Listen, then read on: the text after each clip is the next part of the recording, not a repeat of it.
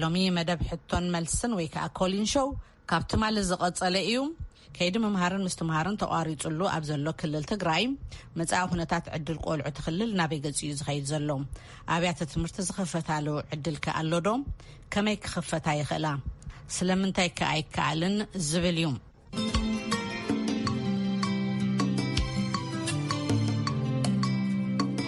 ጊዜያዊ ቢሮ ትምህርቲ ክልል ትግራይ ወለዲ ንደቆም ናብ ቤት ትምህርቲ ንኽልእኹ ድልየቱ ምዃኑ ድሕሪ ምግላጹ ኣብ መንጎቲ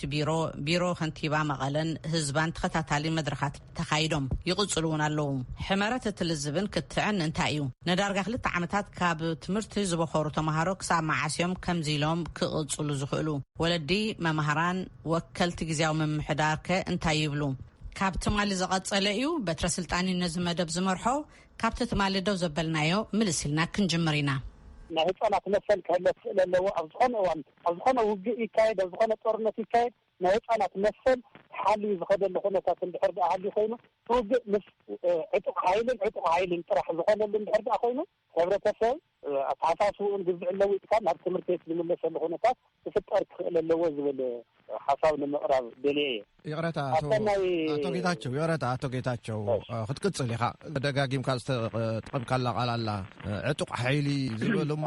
እንታይ ኢኻ ትብለኒ ዘለኻ ዕጡቕ ሓይሊ ከምዚ ክኾን ከሎስ መፅው ዝገለ ትብለኒ ኣለኻ እሞ ኣይተረድአኒ እንታይ ኢኻ ክትብል ደሊኻ ወለድኹም እዚኦም ዝብሉ ዘለዉ ትብለኒ ኣለኻ እሞ እንታይ እዩ እቲ ዕጡቕ ሓይሊ መን እዩ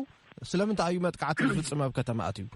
ግራዛተና ዘለውን ኮንስ ኣብ ከተማስ ዕጡቕ ሓይሊ ኣሎ ዕጡቕ ሓይሊ እዚ ከዓ መናእሰያትን ግዛዕኒ ይቀትል ኣሎ እዚ ዋና ስግኣት ሕብረተሰብ ትሕተይኮም መን እዩ ብዛዕባ ምን ኢና ንዛርብ ዘለና ሕብረተሰብ ዝብሎ ብግልፂ መድረኻት ተካይድና እንዲና ሕብረተሰብ ዝብሎ ናይ ኤርትራ ሓይሊ ኣሎ ከተማ ይቀትለና ኣሎ እዚ ክወፅእ ክኽእል ኣለዎ እዩ እሞ እቶም ወለዲ እዚ ክወፅአና ክኽእል ኣለዎ እዚ እንድሕር ደኣ ተምሃሮና ናብ ትምህርቲ ቤት ክንሰደም ንኽእል ኢና ዝብለሉ ኩነታት እዩ ዝኒ ኣቶ ብርሃነ ነዚ እንታይ እንሆ ዋላ ተናይ ገጠር ኩናት ይካየደሉ ኣሎ ወይ ኩናት ዘይካየደሉ ቦታ እቲ ኣብኡ ዝፍጠር ቀደም ነተን ከተማታት ይፀልዎን እዩ ምክንያቱ ኣብ ሓደ ቦታ ዝኾነ ግርጭት እንድሕር ተፈጢሩ እቲ ሰብ ናብ ከተማ እዩ ዝሃድም ዕጡቕ ሓይሊ ይበሃል ከዓ ምንም ተረጋጋሚ ዝተዘረበ እዩ ኣብ ሽግር ኮይኑ ንዓዚ ተራና ኮይና ንዓዚ ተራና ናይ ጎረቤት ሓይሊ ኣሎ ላዕዳዊ ሓይሊ ኣሎ ምስ መከላኸሊ ተደሚሩ ዝዋጋእ ስለዚ እዚ እውን ፅልዋን ስውን ብጣዕሚ መፀገም እዩ እዚኣቶም እውን ከበድቲ ፀገማት እናፈጠሩ እዮም ምምሃር ምስትምሃር ስሉጥ ክገብሩ ኣይክእሉን በዚ እውን ንፅሎ ኣለና ኢና ኣብ ከተማና ዘሎ ሰላም እውን ዝተረጋገፀ ይኮነን ናይ ገጠር ከባቢ እውን ፅልዋ ኣለና ኣብዚ ከተማ እዚ ምክንያቱ ከም ትግራይ ንሓስብ እኮ ከተማታት ጥራሕ ኣይኮናና ትግራይ ዘለዋ ገጠር እውን ተማራይ ኣሎ ሰብ ኣሎ ስለዚ እዚ ውስንነትና ዝተረጋገፀ ይኮነን ዝፈረ ሓይሊ ከፈራርሕ እንተስ ክደፍር እንተስ ክወቅዕ እንተኽእሉ ብጣዕሚ መሸገሪ እዩ ንሕና መከላኸሊ ዘይብልና ዝኾነ ሓይሊ መፅኡ ዘፈራርሕና ዝደፍረና ዝቕጥቅጠና እንድሕር ኮይኑ እንታይ እዩ ትምህርቲ ድዩ ቀዳምነት ዝወሃቦ ቀደም ዝነገር እዚ ቶሎ ዘይግበር ግን ወለዲ የልዕልዎን ናተይን ሓሳብ እዩ ናብ ሕራይ ክዳነ ድኻ ኣብዚ ሓሳብ ቀጽል ኣብዚ ዕጡቕ ሓይሊ ዝብል ማለት እዩ ከዚ እቲ ትምህርቲ እኮ ከዚ ያው ኣብ ከምቲ ዓንቶ ትገልጾ ዝነበርካ ኣብ ጥንኩር ኩነታት እናሃለየ ኩናት እናሃለየ ካሊእ ዋላ ኣብ ዘበን ደርጊ ይኹን ዋላ ኣብዚ ናይ ኤርትራ ኩናት ትምህርቲ ነይሩ እቲ ትምህርቲ ይካየድ ነይሩ ትምህርቲ ክካየድ ከሎ ተንኣሰ እቲ ምሳኻ ዘሎ ሓይሊ ማለት ውሕስነት ይበኒ ኢኽታት ኣማኒ ከኻን ትምህርቲ መውሰር ነይሩ ከዚ ከምቲ ዝግለጽ ዘሎ ማለት እዩ እቲ ዕጡቕ ሓይሊ ክንብል ከለና ናይ ፀጥታ ናይ መከላኸሊ ሰራዊት ኢትዮጵያ ናይ ኤርትራ ሰራዊት ኣብ ከተማ ኮይኑ ንሕና ኣካል ሕብረተሰብ ኢና እቶም ኣብ ከባቢና ካብ መቐለ ወፃእ ዋላ ኩናት ክካየድ ከሎ በቲ ኩናት ብከምዚ ቀንዖም ኮይኑ ክሰዓሩ ከለው ተመሊሶም ኣብ ሕብረተሰብ ዘውርድዎ ነገራት ይስማዕ ኣሎ ማለት እዩ ስለዚ እዚኣቶም ነገራት ስግኣት ማለት እዩ ካልኣይ ቅድሚ ሕጂ ብፍላይ ኣብ ናይ መጀመርያ ኩናታት ኣብ ዝነበረሉ እዋን ኣብ ከባቢ መቐለ ኩናታት ዝካየደሉ ዝነበረ ግዜ ብርክት ዝበሉ መናእሰይ ንቁስላት ክሰልዕሉ ወዘተ እናተባሃሉ ናተሓፈሱ ካብ ፅርግያ ይውሰዱ ነይሮም ካብኡ እሳቶም እናሃለይ ከዚ ፆላድ ዝብለና ዘሎ ከም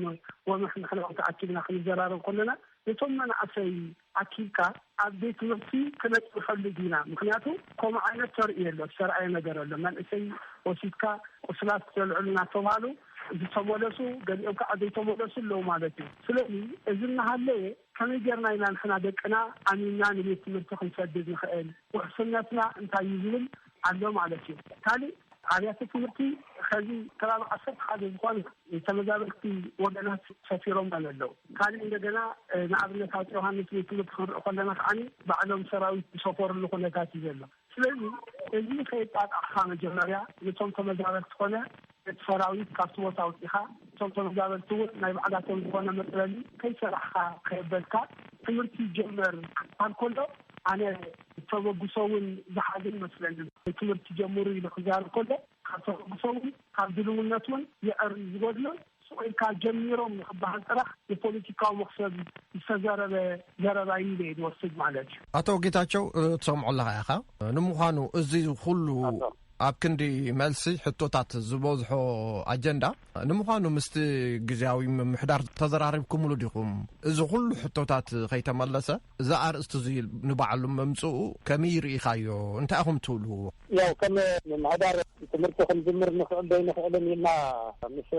ግዝያዊ ምምሕዳር እውን ተዘራሪብናሉ ነርና ኢና ከምዚ ለካ ዘለኹ ነጥብታት እውን ኣልዒልናዮ ነርና ኢና እንጅምር እንድሕር ዳ ኮይና حدث أنا فتح خناتنا كجزءنا بجزءنا تلوت أنا تمحيش كفيد للوا أنت كتماول أو كل كمان بوست داعي يكونون بعد خمس دول خاطنا يبوليس راح تتنا غيره البطاريات تدرجون محاورات تتعيشهم زخد اللي خناتات اللي للوا أبتمرتيات عندما استفلا لي بيروتات مجمع ركابي مكلا خلي شراويتي زي كتاتة للنيروس لازم مكلا خلي شراويتي زي ناو كم تسعة للوا تمرتياتون كم خوينا نزلوا نسعة خونات للوا الذي يجي بحرب أجرنا كناي تمرتي صراحة تكمل في النخيل صراحة مقالون خلينا نجبر خنتي لنا زبل هذا خلته زغنينا تتعامل كناينا ناب مدرسات أثينا مالتي كم كتما مقالة نقول كتمرتي ناب ثلاثة شدشتن نقول كتمرتي لا وزي مرون كل شحن 400 عام فن 5 كل مرة عند وزي مار اللي تسعة كل تمشي مار إذا لنا كتمانا 4 كل تمشي إذا أكل أول كتمرتي زماري كم حبر تفاون أو أجمل كم تمجمر إذا حتى كان من نور نجزعنا أجمل فلذا هذا العلش خرشي كفليت الناقصة كمهر فلذا يخيل كم من جفتي لكن أول كتمرتي فليت جوما غيرنا أنت كتما زل مكان على حيلو الناس كان تزعت ولو كتما بسرع لاي بوليس راح تتعطي من بحربها بنا قلنا تمرتهم زمرلو الكونتات الطرق اللوازم نريد أتينا هنا مدرسة الناس عن شيء نزلنا هنا كذا مدرسة مساعدنا تونا شجعتنا هذه الزجاجة من نقعان هذه الزجاجة وزلوا ولا بولادين ولا بوجن رسامرين الزجاجة وزلوا كونتات مجمرة وحرق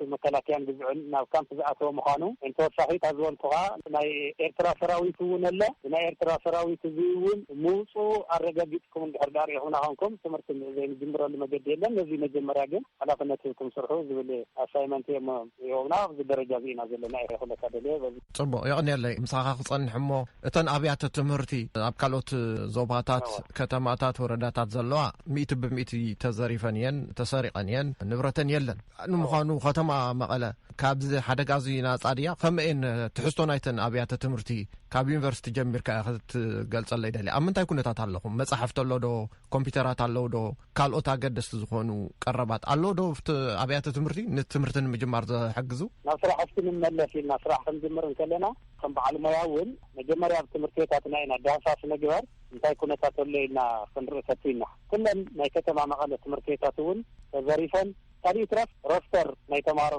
مرد أكون بتبالا شو اللي خنا تاتي زلة مالتي فلذي بك أخم تنبجت تمرتيات زلة أو كتما مقالة زلة تمرتيات ناون كل تزاريفي لازم يلين ناي لابراتوري حتات كل تزاريفي كمبيوترات كل تزاريفانية بزيكا توصلنا نايول كتمرتيات بعلم وردي أمس جزء أمس جل جيرم زحلو وانت زي كنا نايول كتمرتيات كي ترفعون أو كتما مقالة زلة أنا تمرتيات لك أخم تنبجت تمرتيات زرفات بك مواني غبلتها دلي أتو هانس ندار تمرتيات نايو أتو هانس ولا كم جمرة تيجو مثلا على حيل زنور أي جنت زريفي بحريقون ولا مثلا على حيل ما نجمرة زنور توت تجارو بحريقو زطرف زنور خنا تاتون بيلو هذون مثلا على حيل إيزنهلو ዝተረፈ ነገራት እውን የለን ተዘሪፉ ስለዚህ ትምህርት ልጀምር ክንብል ከለና ኣብ ገጠር ኣብ ከተማ መቐለ ሕሻዕየን ብዝብል ዘይኮነ ኣብ እምኒ ኮይና እውን ትምህርቲ ክንመሃር ክንክእል ኣለና እንተዘይተምህርና ትርጉሙ ቅድሚት ከቢድን እዩ ብዝብል እምበር ኣብ ከተማ መቐለ ዘለዋ ትምህርቲ ቤታትና እውን ተዘሪፈን እየን ዜጋታት ከተማ ዝኾንኩም እዚ ብደረጃ ከተማ መቐለ ከምኡን ብደረጃ ትግራይ ዝተፈጸመ ኣብ ልዕሊ ኣብያተ ትምህርቲ ኢና ንዛረብ ዘለና ተኻልኦት ሰዋኒኑ ይዛረብሉ ከም መጠን ወለዲ እስኪ ተዛረብ ኣቶ ብርሃነ እንታይ ትብል ብዛዕባ ኣቶ ጌታቸው ዝብሎ ዘሎ ኣነ ሰርሐሉ ትካል ህዚ በጋጣሚ ዝደሓነ እዩ ኣብተን ናይ መንግስቲ ኣብያተ ትምህርቲ ግን ከምኩ ኣቶ ጌታቸው ዝብልዎ ኮምፒተራት የለዋን መሳለጥያታት የለን ቀደም ኣለና ዝብል ኣፍቶ ዝነበረ ኣኼባ እውን ኣቕሪቦም እዮም ስለዚ ንሱ ኣነ ንምንታይ እስካብ ህዚ ደንቢ እውን ኣይፈልጥን ዝፈራረሳ እውን ክንጥግነን ኢና ማተርያላት እውን ክነቕርብ ኢና ጥራሕቲ ትምህርቲ ንጀምሮ ዝብል እዩ ብወገን መንግስቲ ዝቐርብ ፀንሐ እቲ ናይ ፀጥታ ጉዳይ እውን ካብ ፅዋሕለኒ ክነመሓይሸ ኢና ይበሃል ነይሩ ያው ሕንገለን ሓሊፍዎ ኣሎ ኣኼባ ካብ ንገብር ንድሓር እኳ ግን ለውጥታት እናርአ ከሎ ይኮንኩን ኣነ ንኣብነት እዚ ኣብያተ ትምህርቲ መጥለል ኮይነን ኣለዋ እዞም ዜጋታት እዚኣቶም ወገናትና እዮም ቤት ትምህርቲ ከምህራን ድሕር ኮይኖም ቦታ ክሕዘሎ ቦታ ክሕዙ ከዓ ተምሃሮ ናብ ቤት ትምህርቲ እንትኣትዉ ይኮነን እሳቶም ክወፁ እቲኦም ክኣትዉ ክግበር የብሉ እዚ ቅድምካ ክግበር ዘለዎ እዩ ስለዚ ብወገን መንግስቲ ክንገብሮ ኢና ዝበሃል ነገር እውን ኣነ ናብ ተግባር ተሸጋገረ ነገር እናርአ ኩሉ ይኮንኩን ኣብያተ ትምህርቲ ተፀገናን ካልእ ቀረበን ሰላም ውሕስ ኣይኮነን ስለዚ እንድሕር ተዛሪብና ዘይነትግብር ኮይና ከይተዛረብና ዘይንገድፎ ጀመርካ ቀድሚ ከምኡ ኢልና ምዝራብና ቅድመ ኩነት ወዲእና ሕብረተሰብ እውን ኣቲና ትምህርቲ ክንጀምር ንሓስብ ኣለና ስለዚ ክትመሃሮ ድልዋት ዲኹም ደቅኹም እኒአውዶ ንስኹም ከመይኹም ዶ እንታይ ፀገም ኣለኩም ተባሂሉ ፅንዓት ተኻይዱ በዚ መንገዲ እዚ እዩ ክካየድ ነይሩ ኢሉ ዝሓስብ ማለት እዩ ዘጋጥም ዘሎ ጎነፅነፅ እውን ካብዚ ዝልገስ እዩ ካብኡ ብስሩ ከምህር ዝኽእል ወላዲ ባነረኺቡ ድዩ ዝብል እውን ኣብቲ ናይ ወለዲ ኣኼባ እውን ተላዒሉ እዩ ኣነ እውን ከምኡ እየ ዝሓስብ ምክንያቱ ትካላት እንተዘይሰሪሐን ብስሩዕ መንገዲ እንተዘይሰሪሑ እቶት ዝርከብ ካብኡ እዩ ስለዚ እቶት እውን እናተዛሓለ እናቐነሰ ይኸይድ ኣሎ ወገን መንግስቲ እውን እርዳታ ኣብ ገሊኡ ይበፅሕ ኣብ ገሊኡ ይበፅሕን ኣይተዋሃብናን ዝብል ትሰሚዕኻ ተዋሂብና ዝብል እውን ብካልእ ገፅ ኣሎ ኣብተን መዕቆቢ ዘለዎ ሰባት እውን ሓደ ግዜ ምስ ተዋሃብና ኣይንረክብን ዘለና ናይ ከተማ መቐለ ሳላኹም ኢና ንቐለብ ዘለና ሳላኹም ኢና ንክደን ዘለና እዮም ዝብሉ እዚ ኩሉ እዩ ክመዓራረ ዘሎ ንትምህርቲ እውን ይፀልዎ ስለዝኾነ ምክንያቱ ናይ ሓደ ከባቢ ፀገም ነቲ ካልእ ከባቢ ይበፅሕ እዩ ስኢሎ ኣብኡ ጥራሕ ተወስን ዝሰርፍ ስለዘይኮነ በዚ መንገዲ እዚ ዘይተመዓራረ ኣሎ ንኣብነት ኣነ ሓደ ክፍሊ ከተማታት ኣብ ተኣከብ ኩሉ ኣኼባ ናይ ፀጥታ ጉዳይ ንዓይ ግደፍዎ ዝብል ሓደ ዝምልከቶ ኣመራርሓ ሰሚዐ እዩ እንታይ ማለት እዩ እንታይ ማለት እዩ ንዓይ ግደፍዎ እንታይ እዩ ስለዚ ኣብ ኩላ ካብ ጫፍ ናብ ጫፍ ከተማ ይሕልዎ ኣለኹ እዩ ስለዚ ፀጥታ ውሕስ ገይረ እዩ ድዩ ዝበሃል ዘሎ ዝብል መልሲ ኣይተረኽበሉን ከምኡ ኮይኑ እውን ኣሚንካ እንተወፅእካ እውን ብተግባር ምስራቅን ምቅስላእን እናተረኣየ ዝኸይድ ዘሎ ስለዚ ዝእመን ነገር ዝጭበጥ ነገር እንተረኣይና ፅቡቅ እዩ ዝብል ሓሳብ እዩ ዘለና እዚ ተከታተልዎ ዘለኹም ተቋሪፁ ኣብ ዘሎ ከይዲ ምምሃርን ምስትምሃርን ክልል ትግራይ ዝጠመተ መደብ እዩ መደብና ይቕፅል ኣቶ ኺዳነ ኣብ ዘረፋን ስርቅን ከምዚ ባዶ ዝተረፈሉ ትካላት ትምህርቲ ከም መጠን ወላድን ከም መጠን ርእሰ መምህርን ርእይቶኻ እስካበኒ ብቑማ ከም ተገለጸ ብርክት ዝበለ ኣብያተ ትምህርቲ ኣጋጣሚ ከም ናትና ቤት ትምህርቲ ናይ ሕብረተሰቡ ናብቲ ከባቢ ዝገበሮ ፃዕሪ ያው ሓለዋ ገለ ስለዘየለ ዝገበሮ ፃዕሪ ምሰን ካልኦት ቤት ትምህርቲ ክነፃፀር ከሎ ብጣዕሚ ውሱን እንትን ጉድኣት በፂሕና ኢሉ ዝወስድ ካሊእ ኣብ ክፍለ ከተማና ዝርከባ ወላ ካልእ ቤት ትምህርታት ዝርከባ ግን ዳርጋ ናይ ቤት ትምህርተን ኩሉን ኣውፅእ ክትብሎ ትኽእል ማለት እዩ ኮምፒተራት ፕላዝማታት ፕላዝማ ዝዕሊ እንታይ ከም ዝወስዱ እንታይ ከም ዝገብር ፕላዝማታት ካልኦት ፅሕፈት መሳርሒ ኢሉ ሓሊፉ እውን ዶክሜንት ናይ ትምህርቲ ማለት ናይ ተምሃራይ ናይ ነዊሕ ዓመት ዝተቐመጠ ዶክሜንቱ ጠፍኦ ከሎ ወይ ድማ ሓደ ነገር ክኸውን ከሎ ተመሊሱ ዝወስደሉ ናይ ነዊሕ ዓመታት ኣብ ቤት ትምህርቲ ዝቕመጥ ካብኢኻ ውሕስ ጌርካ ትወስዶ ማለት እዩ እዚኣቶም ዝተዘረፍሉ ኩነታት እዩ ዘሎ ማለት እዩ ካብኡ ንሕና ኣብቲ መጀመርያ ክንረጋጋዕ ከለና ዋላ እዚ ከም ዘለዎ ኮይኑ ዋላ እውን ከምቲ ናይ ቀደምና ክጅመር ከሎ ትምህርቲ ኣብ ከባቢ 84 ካልኦታት ኣብ ገጠራት ክነምህር ከለና ማለት እዩ ሕጂ እውን ኣይተቐረፈን መልእ እዩ ዘሎ ከምኡ ዋላ ኣብ ዳስ ጌርና ይኹን ኣብ ዘሎ ኣብ እምኒ ኮፍ ኢልና እውን እቲ ትምህርቲ ንምሃር ምክንያቱ እቲ ድኽነትና ክቐርብ ዝኽእል ከም ዘልዩ ሓይልካቶም ከይተምሃርና ምትራፍ ናይ በዓል ዝኾነ ፅልዋ ስለ ዘለዎ ትምህርቲ ክንቅፅል ትምህርት ክንቀጽል ኮይና ግን ኩሉ ነገር ዋላ ኣመሪካ ፊል ላይ ሆታ ተጣቢና ይሁን ናይ ታቆለታት ይተሐለውና ይብሊ ወለዲ ዘቆመጥዎ ማለት ያው ተማሃራኑን አካል ወለዲ ስለዝኾና ወስና ቢላ ማለት እንደር ትምህርታት ዝወጥኸው ዕንወት ብጣዕሚ መሰከፊ ማለት ካው በዝጋጣም ዝገልጾ አነዲ ትምህርቲ ሕብረተሰብ ልካውቲ ካሞ ካብ ትምህርቲ ዝዘርፍ አካል ከዓ አነ አካል ሕብረተሰብ ከም ሕብረተሰብ ኮም እንጨነቅካ ንምኽሳውን ብጣዕሚ መሰከፋ ይኾን ነገር ማለት እና እዚ ነገር እዚ ዳርጋ ኣብ ኩሎም ቤት ትምህርቲ ላይ ኣብ መንግስታዊ ቤት ትምህርቲ ብሰፊሑ ዝረአ ካብ ዝኾነ ክሕብር ሰት ማለት አቶ ጌታቸው እቲ ግዛዊ ቤት ጽሕፈት ከንቲባ ካብ ህዝቢ እንታይ ይጽበ ያው ካብ ህዝቢ ተጽዊት ዝገብረሉ ደቀና ትምህርት ቤት ክምልስ ዋላ ዝኸፍአ ኩነታት ኮይና ደቀና ንሕርዳ ምርና ኢና ለውጥ ክነምጽእ ንኽእል ስለዚ ሕብረተሰብ ዝብለን ወሰን ሕቶታት ኣለዋ እተን ወሰን ሕቶታት ከም ግዜያዊ ምምሕዳር ዝምልከቱ ኣካል ገይሩ ክፈትሐሉ ክኽእል ኣለዎ ካብ ህዝቢ ተጽዊት ንገብረሉ ግን ካልኦት ተራ ናይ ስርቂ ናይ ግዛዕን ባዕሉ ሕብረተሰብ ሓልዩ ደቁ ናብ ትምህርት ቤት ምልሰሉ ብዝኽእል መገዲ እዚ ተጽዊት ዝገብር ኣብዚ ጉዳይ እዚ ክንረዳዳእ ክንክእል ኣለና ዝብል ሓሳብ ስለዘለኒ እዩ ክንረዳዳእ ዝብል አይስሙና መተደልየ ተጽዊት እዚ ካሊ ብሕርዳእና ናብ ትምህርት ቤት ተመሊሱ ኮይኑ ከም ግዜያዊ መንግስቲ እውን ምዝምልከቱ አካል ምርዳእና ተገበረት ማተሪያል ናይ መምልኡስ ትምህርት ቤታት ናይ ምስተኻል ኩነታት ሓላፍነት ወሲዱ ክኸይድ ዋና ካብ ሕብረተሰብ ተጽዊት ዝገብረ ግን ሕብረተሰብ ያው ደቁ ናብ ትምህርት ቤት ዝምልሰሉ ኩነታት ክፈጥር ክኽእል ኣለዎ ዝብል ተጽዊት ዝገብር ኣነ ዝብለካ አቶ ጌታቸው ንምዃኑ ብዛዕባ ዘረፋን ስርቅን ንብረታት ኣብያተ ትምህርቲ ካልዕልና እቶም ፍሉጣት ተማሃሮ ዝመሃሩሉ ዝነበሩ ባዕሉ ዩኒቨርሲቲ መቐለ እቶም ካልኦት ዩኒቨርሲቲታት ካብዚ ሓደጋዚ ድሒኖም ዶ ወይስ ንሳቶም እውን ግዳያት ኮይኖም እዮም የለንቲ ንብረት ኣጋጣሚ ኮይኑ ኣብ ዩኒቨርሲቲታት ግዛዕን ጽንዓተይ ናብቲ ደረጃ ንሰይ ይኸይድን ኣመኻሪ ማሕበራዊ ጉዳይ ሓፈሻዊ ትምህርቲ እዩ ሓፈሻዊ ትምህርቲ ማለት ሃይስኩላት ካብ ሃይስኩላት እዩ ጽንዓተይን ግዛዕን ዝከታተለ ከም ነባሪ ከተማ መቐለ ክሪአን ከለኹ ግን ኣብነት መለስ አካዳሚ ቬተሪናሪ ተዘሪፉ እዩ ዓሊ ንብረትን ግዝዑን ክሪአን ከለኹ ኣብ ዓሪድን ኣብ ቢዝነስን ግን ዝሓሸ እዩ ዘሎ ዝብል እዩ አቶ ብርሃኑ ወይ ከዓ አቶ ኪዳነ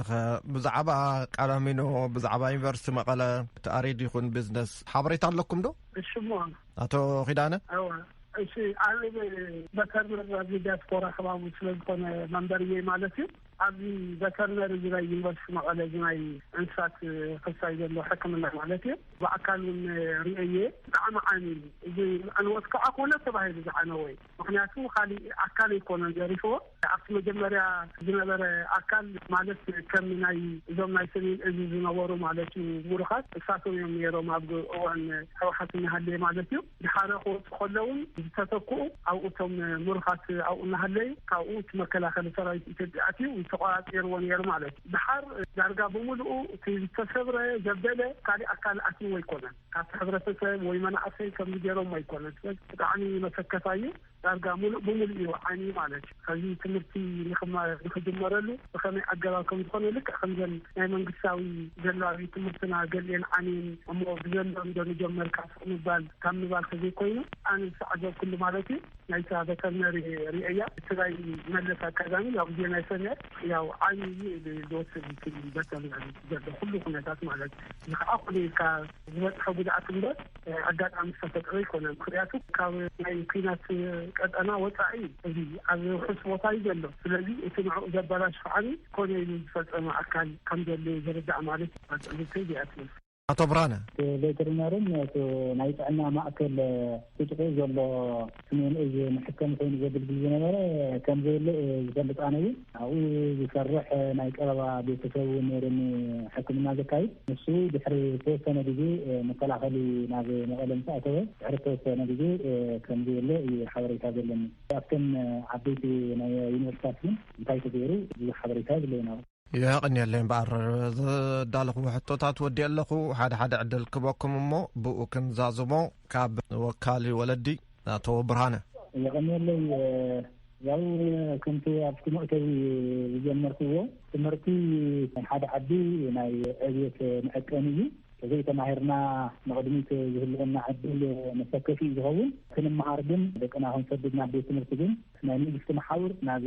نبور كاتو كخلالو ناني مستمحور ناب نبور كاتلو خير كله هون تنالتي عدت قطعه وحد زجبر ناي كلش محاور ناي بيت فرد محاور ناي عقابي حبي محاور بلك كل خلالو هذا يدفع كالكوت اطفيو ببوليس محرفه حيو كفرد كل فنلو نايتي وقت طفات تمطط انا قطعت هاو انت بيكيلو بتعم مسكفي يزخون كان دينا هنقفل بتعم خبلي ناي فرقي ناي حبربر ناي تاوا ناي قتلت عبديرنا يو هينقفل بتعم يسبق كان زيغاون كمولادون تمرتي دوانو دقنا تمايروم ابحاش بركي كوتشو دليتناي يكون اندر تيوتو يقدسناي ديوت كله ناي ناندلي تمرت قدمي اينون وحسنتنا قدمي انهت ስለዚህ በዚህ መንገድ እዚ ዝምልከቶ ናይ መንግስቲ መሓውር መንግስቲ ዘንት ሓቢሮም ዘለዋ ነጥብታት እንድሕር ናብ ንቡር እትይዎን ተወላዲ ናብ ቤት ትምህርቲ እናደልእሹ ከምር ድልዩ እዩ ዞና ጎኒት ጥሜትውን ፀገንውን እናኸፍአ ተይድ ስለዘሎ ትምህርቲ ንወይ ተፈሊ ዝረአ ይኮነን ንስውን ኣብኡ እናሃለወ ተናይ መንግስቲ ኣካል ብርግፅ ትምህርቲ ክኸውን ክእሉ በበይኑ እርዳታ ዝምልከት ሰላም ዝምልከት ትምህርቲ ዝምልከት ከምቶም ማሕበራት ተፈላለዩ ስለዝኾነ ግን ከም መንግስታዊ ማሕበር ግን ከም ኣካል እውን ይሰምዕዎ ናብ ንቡር ኣቴና ናብቲ መምሃር ምስትምሃር ስራሕትን ተናእሱ ደስ ይብለኒ ጥቡቅ እዩ ከምቲ ኣቶ ጌታቸው ዝበሎ ናይ ሎሚ ኣጀንዳና ኣርእስትና ትምህርቲ እዩ ካልእ መዓልቲ ኣብ ጉዳይ ፀጥታ ፖሊስ ቤት ፍርዲ ዓቃቢ ሕጊ ካልእ መዓልቲ ክንምለሶ ኢና ፅቡቅ ተዛሪብካ ኣለካ ኣቶ ብርሃነ ኣቶ ኪዳነ الشمع أنا كون الموضوع نفسي تناي جلة سجلة أن تمرتي دمار جلو إساتهم يمكن كم جلو خير بالله تمرتي خن دمار خن كلنا كان يزرع جلو تمرتي دمار الحين كله في حضرة المخنياتو هذه بكانكي صراحة سئنات معلش كل درجات تطورا يخلي جلو معلش تجلوون تجلو عند جلو كلنا جرات أتقدم يكون تاتي جلو سلجي لكن كم هارون نبيت مدخل من السنة الأخيرة إثنين يبدي يتجدر حاجزي تناخي مالك قلت جلو سلجي يجب آخر كل جلو إذا يوصل مخنياتو تدعى كي تمهارة أما مثل تأخذ تاسون أو مرحيزو مثل أن يتون فيه تمرتي خميجير كتاسل خير يا كل شيء يرجعي سلدي عفتي زوحاب يتحبر تسجد بالبار ناي حاجة زردي اتول تمرأت عني خوون خائل اللو ازون حبيري حسوا اللو خائل اللو يدير كاوغل حاجة مدر كم مزخ آخري يتي يجير يتي من حجار حاجة مدر كجمر كلها كبير يكون من كون نجار أقدم كحسيكا كان عسى سخاخة عمو زجبأ كنجار عن كايو كتلو زجبأ كمالك خلي يسوون كجبر زجبأ نجار كاو هذا تسليت نجار زجبأ نجار نتايو كم خالد كعسى زجبأ نجار كا نتايو إن كا خاصين محاور نجار سوي كا خمسة هو من نجار زحاتك إذا نجار يقول لك تصور كلها نقص عليهم جهل كا تقبل الناس تعمل الناس تلزق الناس يقدم قدادم بالعباد شرح نجار حاسبهم سليمهم كأوقعان تقوى رأوزقوا النجار فالورد جبل حسابي جلني نذهبكم من قد الحساب نحن نجلك عن المسكين يعني الله أتو كداچو قدمي معص وزربا خابا خامس معي انتو تقيسوا نيرو حديهم كدانا وي برهانه እንደገና كدانا دغيموالو نبوليتيكاوي مخسب انت زي كوينو ابزيل ነገር ደቅኹም ናብ ትምርቲ ላአኹም ባል ዋጋ ዘይብል ኢሎም ነይሮሞ كدانا دغيموا ንፖለቲካዊ መخسب ድዩ ወይስ በሐቂ አባይታ ክማሩ ዝኽእሉሉ ባይታ አሎ ኢልኩም ይኹም ናብ ትምርቲ ንመለስሉ ዘሎ ናብ ትምርቲ ንመለስ ክንብል ከለና ፖለቲካዊ መخسب ስራሕ ትርጉም ዘይብሉ ምዃኑ ዝፍለጥ እዩ ከምናተይ እምነት በዚህ ደረጃ ዘይኮን ከናነ ናብ ትምርቲ ንመለስ ዝብሎ ከም በዓል ሞያ ከም መማኸሪ ናይ ትምርቲ እውን ክንማሃር ክንክእል ኣለና እንተ ዘይተምሂርና ይንወፅን ኣብ ዝኾነ ፀገም እንዳርዳ ዘይተምሂርና ይንወፅን ለከንቲያ ከማኸርን ከለኹ እውን ዘን ክልተ ነገራት ሕብረተሰብ ዝብለን ዘሎ ክልተ ነገራት ኮማንድ ፖስት ካኾንካ ክትፈትሕ ትኽእል ኢኻ فتح الفعلها مكلاكيا يصعيو مكلاكيا ناو كامت نأتوه كم مقالس مرأيا نغنو انتان عسا اما قالو يجي إلا اما قالو بحرد او بيها اللي خوينا اما قالو زنهي كمهاراي اما قالو زنهي هسعال كمهار كفول اللوه كمهار بحرد اخوينا خعان نفحبرة سفك نزاتهم كإلا لنا زي حيزنا اين عاتينا زي حيزنا احنا اتن كلنا الحبرة سفك زغمتا كنت نقرات كعان اميتو ولد ዕጡቕ ሓይሊ ናብ ካምፕ እትውዎ ከተማ ናብ ንውር ናይ ፀጥታ ምሕላው ስራሕትን ድሕር ደኣት ኮይኑ ንሕና እውን ሓገዝኩም ኮይና ተማሃሮና ክንሰደን እዚኣ ግዜያዊ ምምሕዳር ምስ ናይ ክልል ግዜያዊ ምምሕዳር አንድ ምስ ኮማንድ ፖስት ኮይኑ መርድዳእ ክግበር ክእል ኣለዎ እዚ መርዳእ እንድሕር ጌርና ካሊእ ዝዓነ ነገራትን ዝዓነ ብዛዕና ከይድና ማልኣና ክንኸይድ ክንክእል ኣለና እዚ ጌርና ኢና ትምህርቲ ክንጅምር ንኽእል ትምህርቲ እንድሕር ዘይተምሂርና ኮይና ዝኸበደ ፀገም ይኸውን ተምሃሮና ብቐሊሉ ክንምልሶም ኣይንኽእልን ዕድመና ወሰኸ ብዝኸደ ቁፅሪ ትምህርቲ ናይ ምምሃር ድሌቶምን ያው በቲ ሳይንሳዊ ቀመር ኣይኪዮምን እውን ናቐነሰ ክኸይድ ከምዚ ሽምጥና ገቲርና ክንሰርሐሉ ክንክእል ኣለና ናቲ እምነት ንሳያከር ተምሃሮና ክነምህሮም ክንክእል ኣለና ዝብል ሓሳብ ጌርና ኢና ኣቲናዮ ዘለና ያው ዘይፈልጡ ጉዳያት ከም ዘለዉ ፍሉጥ እዩ ወለዲ ዝብልዎ ዘለዉ ወላ ርእሰ መምህር ዝብሎ ዘሎ ትኽክል እዩ ከም ዘይፈልጡ ነገራት እዚ እውን በቢግዜኡ እናተኸታተልና ንሳ ናይ ምምኻር ስራሕቲ ናተይ ሓላፍነት እያ ትኸውን ዘላ በዛ ጉዳይ እዚኣ ኢና ንኸይድ ዘለና ይኹለካ ዝደሊ ሕራይ ይቕኒየለይ እሞ ከም መጠን ወላድን ከም መጠን ወካሊ ቤት ጽሕፈት ከንቲባን ሓደ ዕድል ክበካ እሞ ብኡ ክንዛዝሞ ንሎሚ ያው ሰፊሕ ዘረባታት ተዛሪብናሉ እንዲና ትምህርቲ እስካሁን ኣብ መጀመርያ ዝገለጽካዮ ዋላ ኣብ ጥንኩር ኩነታት ትምህርቲ ክመሃር ይከኣል ተመክሮ ኣለና እዩ ናይ ካሊእ ዓድታት ተመክሮ ክንወስዶ ይንኽእል ናህና ተመክሮ ኣሎ ከምቲ ዝበልካዮ እግሮኦም ኮይንካይ ትምህርቲ ይካየድ ነይሩ እዩ ዕጥቃዊ ቃልሲ ግዘኮ ኣብ በዓቲ ኮይኖም ትምህርቲ ይመሃሩ ኣብ እግሮኦም ኮይኖም ትምህርቲ ይመሃሩ ፅቡቃት ተመክሮታት ኣለና እዩ ተመክሮ እዚ ህዚ እውን ሒዝናዮ ክንኸይድ ክንክእል ኣለና ህዚ እውን እዚ እንድሕር ተገይርናዮ ዘይንዕወተሉ መገዲ ይክሉ ሓንቲ እንታ ሕብረተሰብ ዝሓታብ ዘሎ እታ ስጋኣታት ኣብ ዕጥቃዊ ቃልሲ ግዜ ዝነበረ ናይ ውግእ ኩነታትን እዚ ዝኒአ ናይ ውግእ ኩነታትን ይፈላለ እዩ ሕብረተሰብ ዘሎ ስጋኣታት ትክክል እዩ ወዲ ይመውት ኣሎ ኣሕዋት ይመውት ኣሎ ይርአ ኣሎ ስለዚ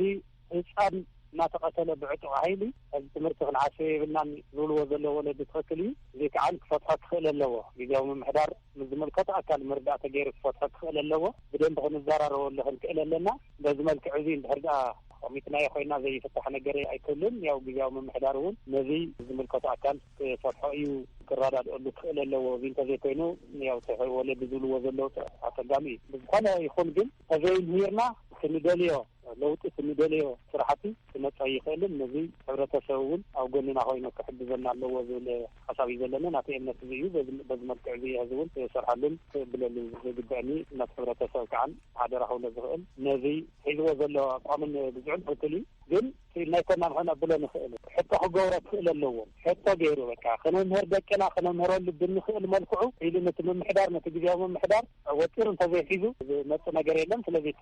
ወላዲ ሕብረተሰብ ነዚ ስንቂ ገቲሩ ማጎተና ክኽእል ኣለዎ ዝብል ሓሳብ ንምሃብ ደሊአ ንትምህርትን ግዜ ክንህብ ክንክእል የብልና ሓልፎም የብሉን ብኮሮና ሒዝና ዝዓፀናዮ 2 ዓመቶም ይገብሮ ኣለዉ 2 ዓመት ህፃን ከዓን ዓብዪ ፀገም እዩ ስለዚ ሕቶ ክገብሮ ክኽእል ኣለዎ ክነምህር ዝደልዮ ነገር እዚያ ተማልኡልና ክነምህር ኣለና ዝብል ሕቶ እዩ ተቐርብ ዘለዎ ዝብል ሓሳብ ንምሃብ ደሊአ ክብረት ያበለይ ኩላኻትኩም አቶ ጌታቸው ወዳጄ ኣመኻሪ ግዜያዊ ከንቲባ ከተማ መቐለ አቶ ኺዳነ ገብረስላሴ